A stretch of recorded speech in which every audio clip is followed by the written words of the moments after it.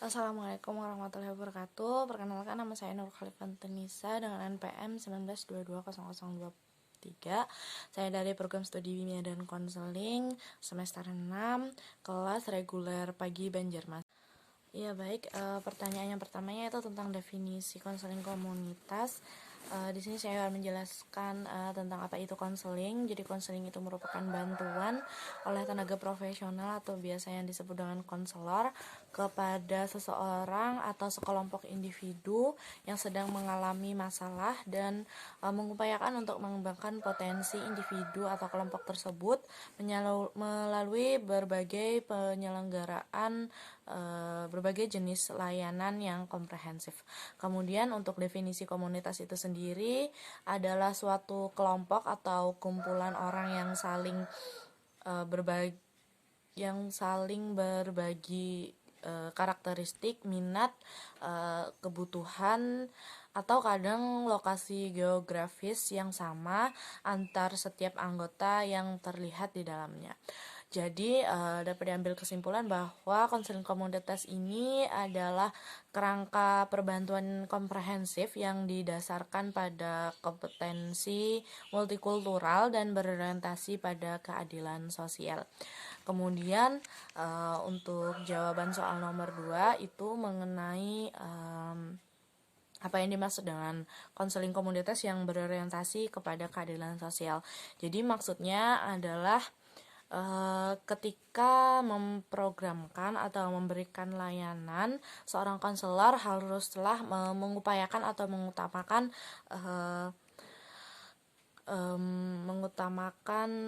keadilan atau kesetaraan pada klien yang mengalami ketertindasan gitu. Dan juga konselor juga membantu kliennya untuk mewujudkan tatanan masyarakat yang adil dan setara bagi semua kalangan tanpa diskriminasi, prasangka, dan bentuk-bentuk penindasan lainnya.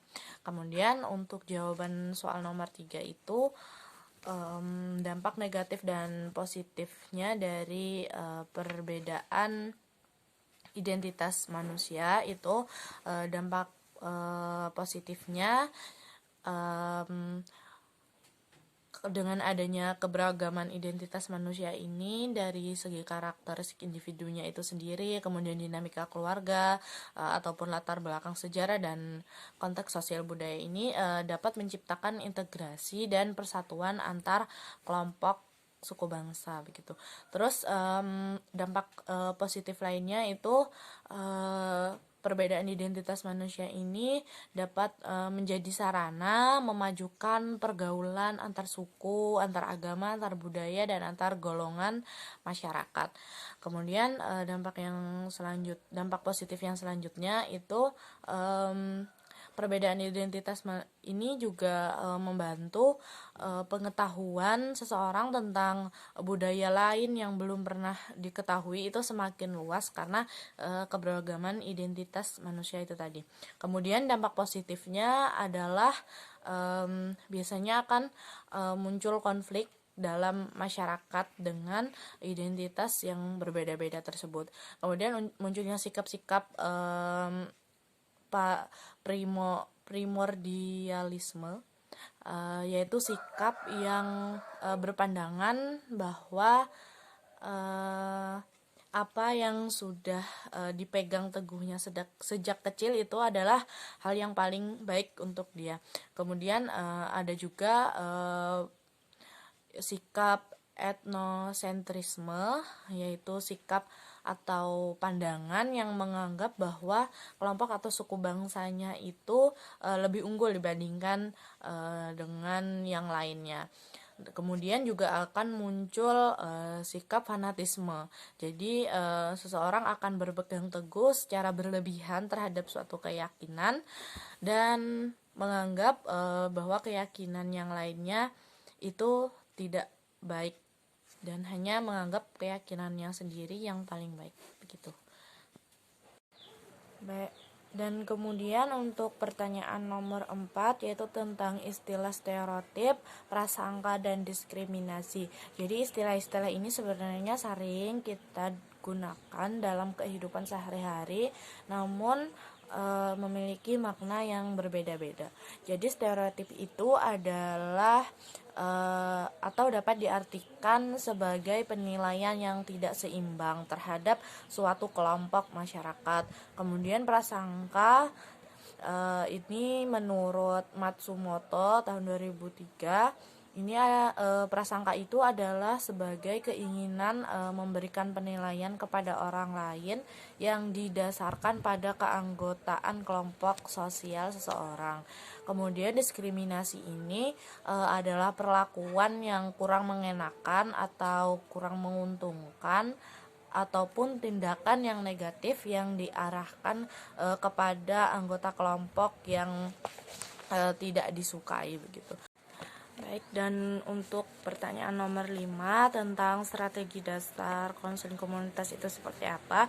Jadi strategi dasar konseling komunitas itu adalah dengan memfasilitasi individu dan kelompok untuk mengembangkan diri mereka sendiri. Nah, strateginya ada strategi terfokus dan strategi meluas. Strategi terfokus untuk individu itu bisa yaitu dengan konseling dalam konteks membantu mengatasi stres dan membantu mengatasi klien yang termarginalisasi atau klien yang mengasingkan dirinya sendiri. Kemudian kalau untuk komunitas atau kelompoknya itu dengan mengadakan advokasi klien dan kolaborasi komunitas. Kemudian untuk strategi meluasnya, kalau untuk individu itu dilakukan dengan mengadakan tindakan-tindakan pencegahan dan pengembangan potensi individu. Kemudian kalau untuk komunitasnya, strategi meluasnya itu dilakukan dengan tindakan-tindakan sosial politik untuk merubah tingkatan makro suatu komunitas itu sendiri. Dan untuk jawaban nomor 6 terkait dengan peran konselor dalam konseling komunitas itu, yaitu konselor di sini berupaya memberikan bantuan layanan konseling komunitas kepada individu atau kelompok masyarakat sehingga mereka dapat berperan ataupun dapat mengurangi stres untuk pengembangan dan meningkatkan pengalaman hidup yang positif melalui layanan komunitas. Kemudian konselor pun sangat mementingkan keadaan individu maupun kelompok dalam setiap pelaksanaan dan tujuan akhir dari proses konseling ini. Kemudian konselor dalam komunitas itu juga memberikan bantuan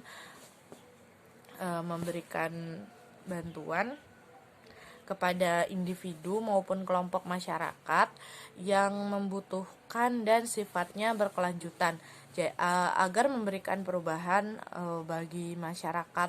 Kemudian peran konselor dalam memberikan layanan konseling komunitas ini juga harus sesuai dengan keadaan individu dan keadaan kelompok atau komunitas masyarakat yang memiliki pandangan yang berbeda. Begitu saja jawaban saya. Terima kasih. Wassalamualaikum warahmatullahi wabarakatuh.